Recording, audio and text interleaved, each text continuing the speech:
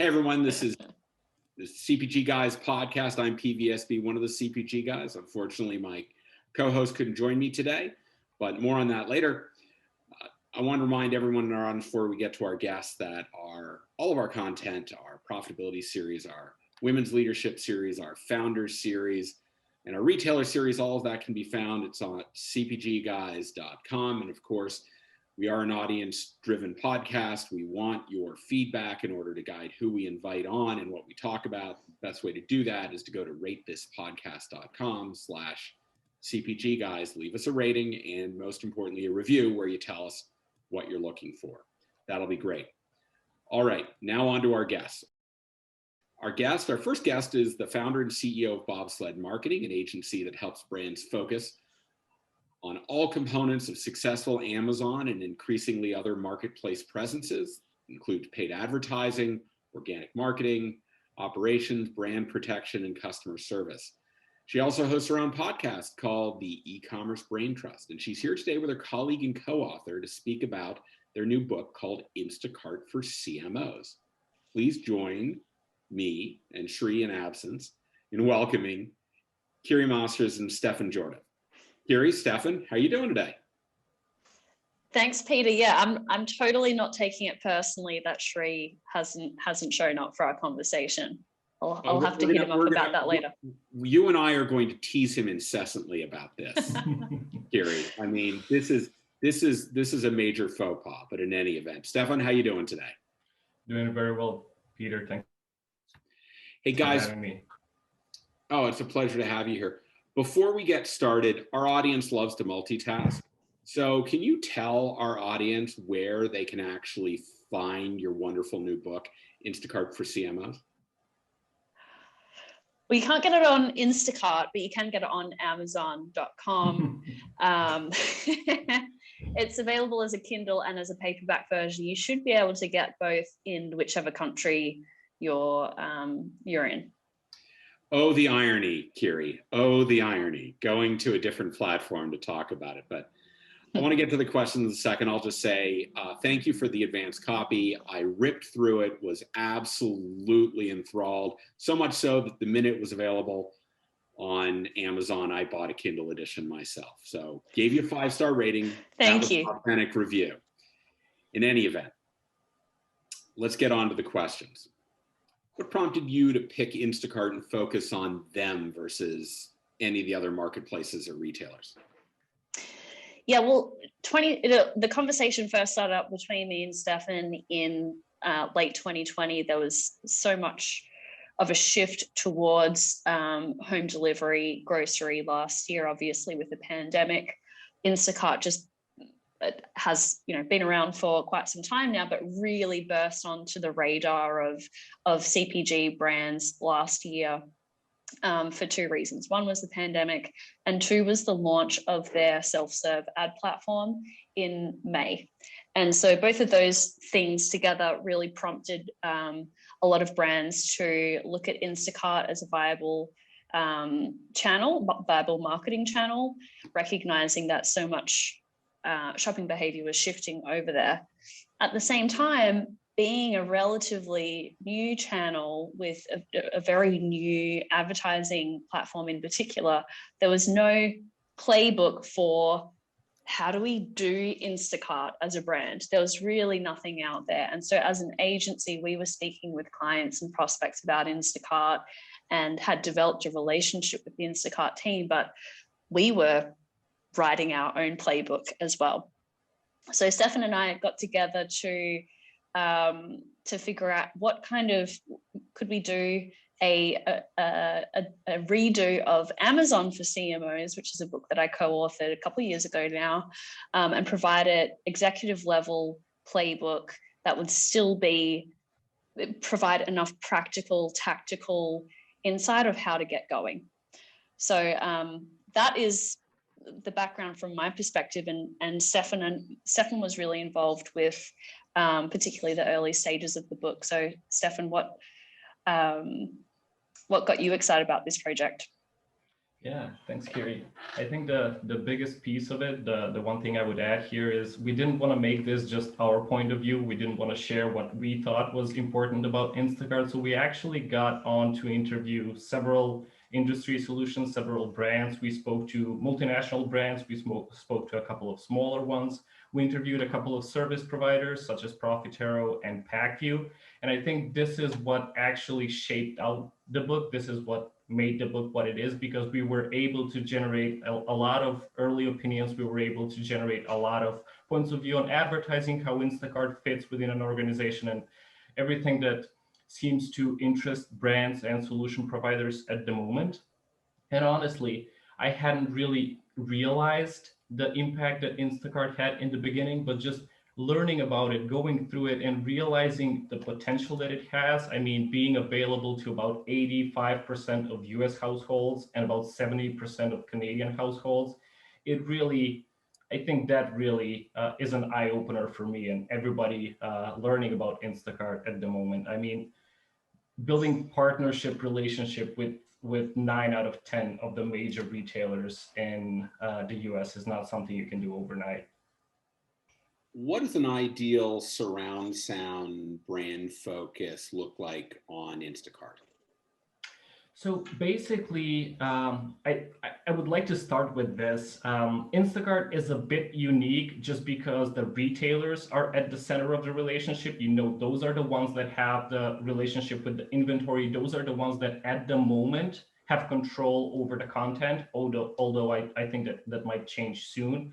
So this is how brands would get involved with Instacart is primarily around advertising at the moment. And I just think this is what I'm always trying to emphasize as much as possible. Getting started on Instacart advertising at the moment is very profitable. I just think everybody we spoke to during the interviews about the book, anything we've learned, and even clients at Bobsled, our early experience shows a lot of great ROI when it comes to Instacart. But the point I'm trying to emphasize is, in addition to this, in addition to being able to spend $10 and generate $100 in sales there, it comes with a great early mover advantage. I think this is from Instacart directly, but by a customer's 10th order, 25% of purchases are coming from what you bought before those, not just that Instacart gives customers to reorder a product they've purchased before. So getting there early, investing in future products as early as possible, generating those early sales would be the main component of it. And then, of course, content, as with any marketplace. As I mentioned, content is a bit tricky. You do need to use like a product information management software at the moment to be able to change that. Although, as I mentioned, I think this might change in the future. But at the moment, you can use a tool provider such as Salsify to be able to generate and own that content for the UPCs that you get listed on Instacart there. The Instacart Ads retail media platform. What are some of the key components and what are some of the great features that you learned about during your research and speaking with people? It's definitely an interesting one. It's in its early stage, so they only have the feature products as available campaign type at the moment. But what we've learned is, I covered some of this already, but it's very much ROI focused, very much ROI driven at the moment, which is a very interesting thing, but I also kind of consider it to be a little bit of a setback. You can't be too focused on ROI, especially if you're a brand advertising on Instacart. If I were to compare it to Walmart's and Amazon's, definitely a lot of similarities there. They're using keyword targeting. Basically, featured products are the equivalent of sponsored products for both Walmart and Instacart. They do come with several differences. So, you know, that first tire auction versus the second tire auction, Instacart at the moment only offers a certain match type. They only offer the exact match type available. So there are some nuances, some differences that advertising professionals need to learn. But overall, it's a very similar platform to what e-commerce professionals are probably used to advertising on marketplaces, and they can transfer knowledge to Instacart relatively easy. Yeah, I do think it has a bit of a a lot of improvement opportunities. It's still in its early stage. So I do think a lot of exciting features are coming on Instacart self-serve advertising. Talk to me about content on the platform. How important is it, and who dictates the content? Is it the retail partner of Instacart, or is it the brand? Yeah, in short, it's the retailer. And this is to one of Stefan's points earlier about the role of the retailer in Instacart's four-sided marketplace being pretty unusual in the world of marketplaces. So with Amazon, you've got a two-sided marketplace. With Walmart, you've got a two-sided marketplace, either between the seller and the shopper, or in the case of Amazon 1P, between Amazon and the shopper. With Instacart, there are four entities. There's the end consumer, the in-store shopper, the retailer, and the brand. And the retailer sits between the brand who's advertising and the end customer, because the retailer is responsible for inventory, product content, which is your question, and availability, pricing, things like that.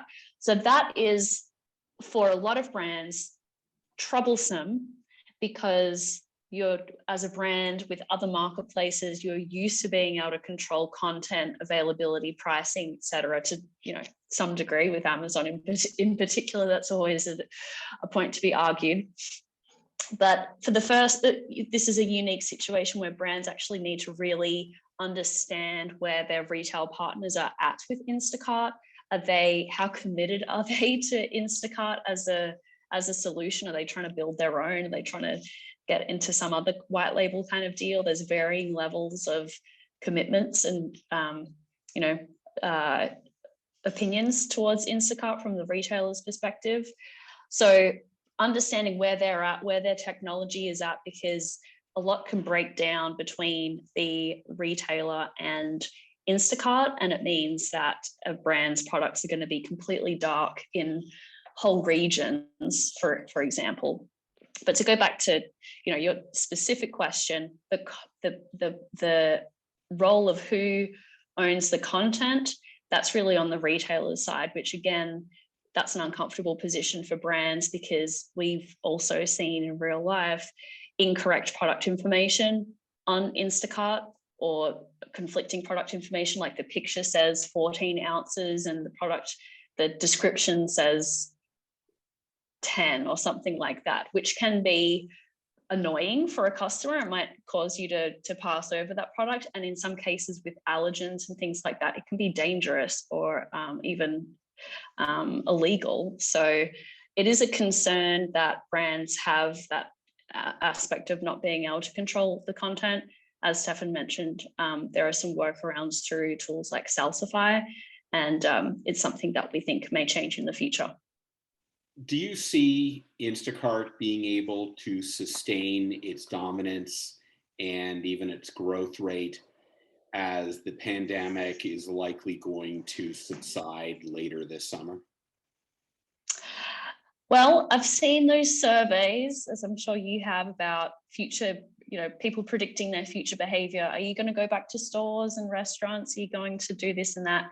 And in general, we're pretty poor predictors of our future behavior. So I don't think that we can, really rely on those studies too much. But there's two groups I feel are going to, in particular, prop up Instacart and online grocery, which is seniors and the younger generations.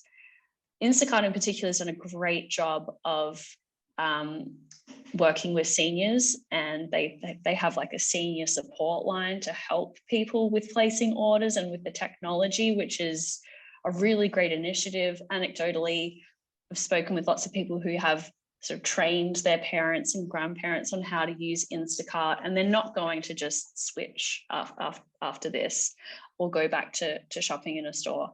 And then there's the younger generations, the teenagers and young adults, who their context of shopping is that you're going to get something within 2 hours delivered to you, like whether that's a burrito or your weekly shop. So I think that those two demographics in particular are not going to move back towards in-store shopping. For everyone else, perhaps a little bit of novelty going back to the grocery store for the first time. But every time I have to go into a grocery store, I think I've done something really wrong with my planning this week. The fact that I have to be here, I view it as a personal punishment for not having planned my week well enough. So yeah, that's just from my personal experience. Brands are reporting that Instacart's delivering astronomically great ROI on the campaigns that they're running. Is it your understanding that that this is accurate, or is this measurement not necessarily comparable to other retail media platforms? I would say the short answer is yes. I do think that the ROI that Instacart is generating at the moment is pretty amazing, and it is better when compared to, let's say, Amazon and Walmart. I don't think there's a simple answer to this question, because there are a few nuances. Especially, I think one thing that inflates the ROI on Instacart is if you're advertising, only your sponsored ads are showing up, whereas on Amazon, you can see the sponsored and the organic results. Obviously, there's a lot less competition on Instacart at the moment, so that usually means lower CPC rates, and that usually means a higher ROI. I really don't think we can compare them apples to apples at the moment, just because they are focusing only on the lower funnel keyword targeting feature products. But if we were to compare them, those numbers look a lot better on Instacart at the moment. I want to remind our audience that all of our content, our e-commerce profitability series, women's leadership series, retailer series, and our recent founder series, you can find that all. It's all for free. Just go to cpgguys.com, and while you're there, please leave us some feedback so we know that we're delivering to you the type of content, the type of guests that are relevant to you. Just go to ratethispodcast.com/cpgguys and leave a review. And while you're there, feel free to leave a star rating there. We like the number 5, but that's entirely up to you. In any event, Kiri and Stefan, I want to thank you guys both for joining us. We wish you the very best on the success of this book. I have been quoting it and referring to it in conversations for the better part of a couple of weeks since I got the advanced copy, talking to people about what they need to be aware of. Can you remind our audience again where they can find this book if they want to either buy a hard copy or download a Kindle version? Yeah, thank you so much, Peter. You can find the book on Amazon. If you just search Instacart for CMOs, you'll be able to find a paperback or a Kindle version. That's great. And also, Kiri, can you remind people, because we didn't talk too much about it in this episode, where people can learn more about your agency, Bobsled Marketing? Yeah, thank you. So Bobsled Marketing, we're a team of 35 marketplace specialists. We have our roots in Amazon operations, marketing and advertising. And over the last year or so, we've diversified over to Walmart and Instacart as well. So we do offer an Instacart advertising solution to brands. You can learn more about our work at bobsledmarketing.com. And if you want to connect with Stefan or myself on LinkedIn, that's where we kind of hang out the most and share our news and insights as well. So feel free to look us up and send a connection request. Yeah, and to our audience inside of the podcast liner notes, you know I love to insert all sorts of little Easter eggs. Of course, I will have links to Bobsled, to the book on Amazon, and to Kiri and Stefan's profiles on LinkedIn. So make sure to go open up the podcast, click on the actual description. You'll see a bunch of hyperlinks there. So thank you both for joining us, and to our audience, we look forward to having you join us on the very next episode of the CPG Guys podcast.